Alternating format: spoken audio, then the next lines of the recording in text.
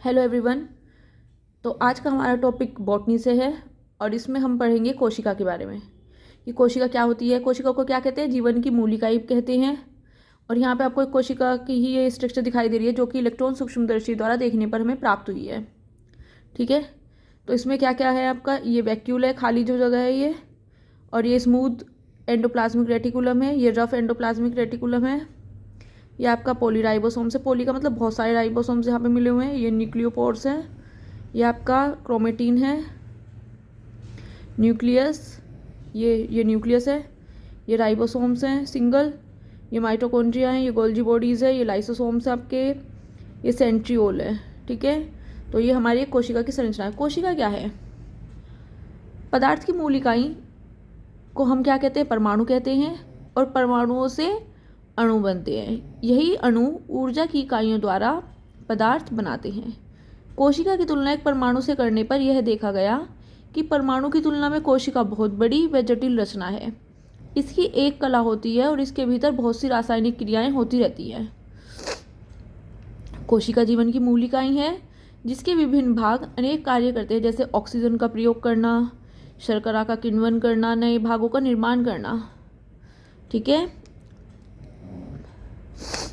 तो वह विज्ञान जिसमें हमें कोशिका की संरचना व क्रिया विधियों का अध्ययन होता है या हम अध्ययन करते हैं, उसे हम क्या कहते हैं? साइटोलॉजी, कोशिका विज्ञान कहते हैं। हम कोशिका को न केवल जीवन की इकाई मानते हैं बल्कि यह जीव के शरीर की रचनात्मक व कार्यात्मक इकाई भी है। 1665 में, यानी कि अब से लगभग 310 वर्ष पूर्व, एक वैज्ञानिक हुए रॉबर्ट हुक। उन्होंने काग, कोयला, छोटे पौधों के भागों आदि की महीन काट का मतलब सेक्शन किए और अपने साधारण से सूक्ष्मदर्शी द्वारा अध्ययन किया। इन कांटों में शहद के छत्ते की कोशिकाओं जैसी रचनाएं देखी और इन्हें सेल्स का नाम दिया। ठीक है, उन्होंने अपनी एक पुस्तक लिखी जिसका नाम क्या था? माइक्रोग्राफिया। हुक ने इनका वर्णन किया और संसार के सामने एक नई खोज रखी।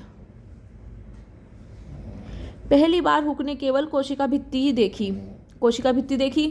इसके बाद उन्होंने जीवित वनस्पतियों की कोशिकाओं का अध्ययन किया तो उनको कोशिकाओं के अंदर जूस भी भरा दिखाई दिया। हुक ने पहली बार यह बताया कि जीवधारियों का शरीर छोटी छोटी कोशिकाओं का बना होता है।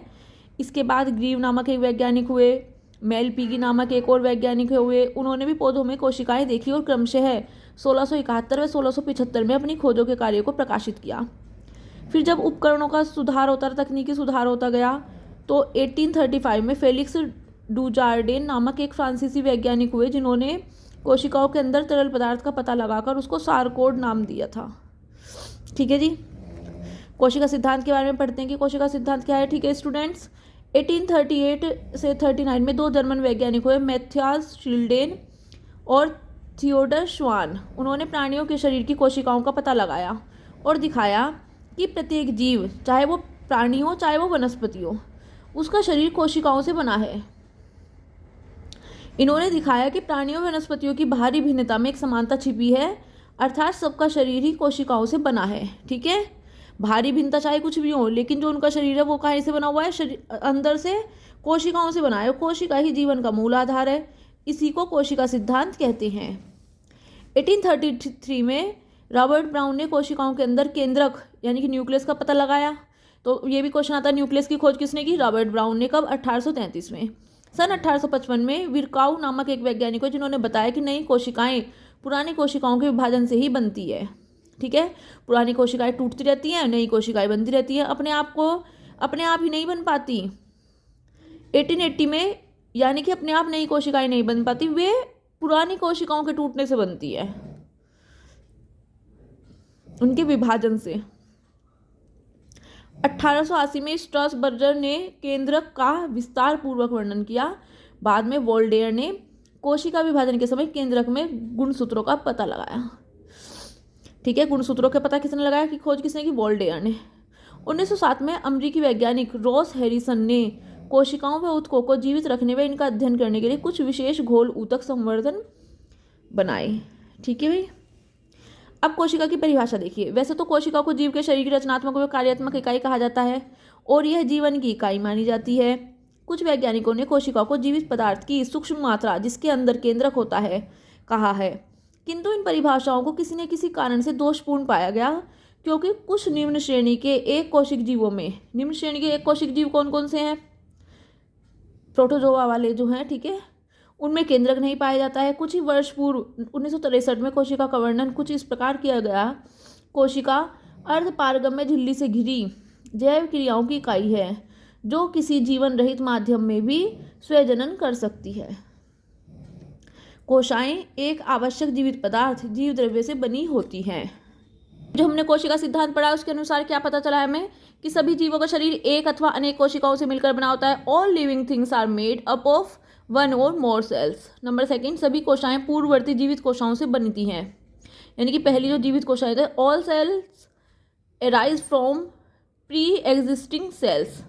नंबर थर्ड, कोशा जीव के शरीर में कार्य की मूलभूत इकाई है और जीवन संबंधी सभी क्रियाएं कोशाओं में संपन्न होती है। Cells are basic living units within organism and the chemical reactions of life take place within cells. कोशा भित्ति में अति सूक्ष्म छिद्र होते हैं जिनके द्वारा धागे के रूप में जीव द्रव्य एक कोशा को दूसरी कोशा से जोड़ता है। इन धागों को प्लेज्मोडेस्मेटा कहते हैं। आधुनिक खोजों के आधार पर कोशा जीव द्रव्य की एक छोटी बूंद नहीं बल्कि एक पूर्ण सुव्यवस्थित आणविक फैक्ट्री है। ये किसने कही है? जे ब्राचेट 1961 में। कभी कभी हमें जो है एग्जाम्स में ये पूछ लेते हैं कि ये बात किसने कही है, ठीक है, या किस वैज्ञानिक ने ये कहा था। तो नेक्स्ट आपका इसमें है कोशिकाओं के प्रकार, टाइप्स ऑफ सेल्स। जीवधारियों में दो प्रकार की कोशिकाएं पाई जाती है, एक तो प्रोकैरियोटिक सेल्स और एक यूकैरियोटिक। ऐसी कोशिकाएं जिनमें स्पष्ट केंद्रक और झिल्ली से घिरे कोशिकांग नहीं होते, ये बहुत ही पुरानी कोशिकाएं होती है, यानी कि आद्य है। ये रचना के आधार पर ये कोशिकाएं आद्य हैं, ठीक है, ओल्ड हैं। इनमें केंद्रक कला नहीं होती है, जिस कारण केंद्रक में पाए जाने वाले पदार्थ जैसे प्रोटीन, न्यूक्लिक अम्ल, डीएनए और आरएनए कोशा द्रव्य के सीधे संपर्क में रहते हैं। उदाहरण है आपका नीले हरे शैवाल तथा जीवाणु आदि। अब मैं आपको इनका जो रिटन है वो दिखाती हूँ, ठीक है, और आप अपने नोट्स तैयार कीजिए। तो ये देखिए,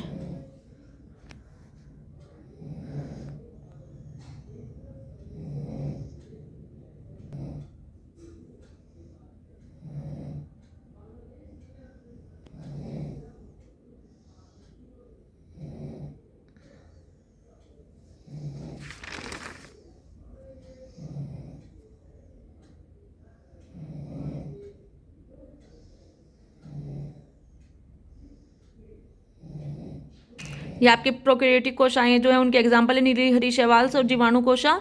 उनकी स्ट्रक्चर है, ये देखिए आप, इसमें सेल वॉल है, प्लाज्मेलेला है, lamella, ribosomes, gelatin sheet, photosynthetic lamellae with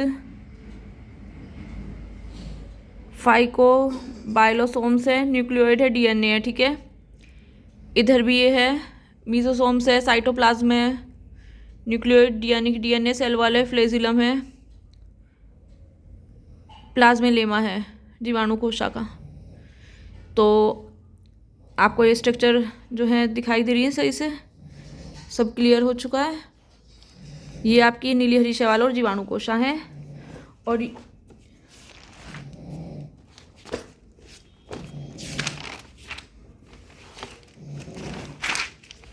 ये जो है आपकी कोशिका की संरचना है। कोशिका की संरचना से भी बहुत क्वेश्चन आते हैं, ये बहुत इंपॉर्टेंट टॉपिक है, तो प्लीज़ आप इसके साथ कंटिन्यू रहिए, आगे हम इसके बारे में बताएंगे। और अगर आपको कोई प्रॉब्लम है, कुछ भी दिक्कत है, तो आप प्लीज़ कमेंट बॉक्स में मुझे क्वेश्चन कीजिए। वीडियो अगर आपके लिए हेल्पफुल है तो लाइक कीजिए, सब्सक्राइब कीजिए मेरे चैनल को। Thank you.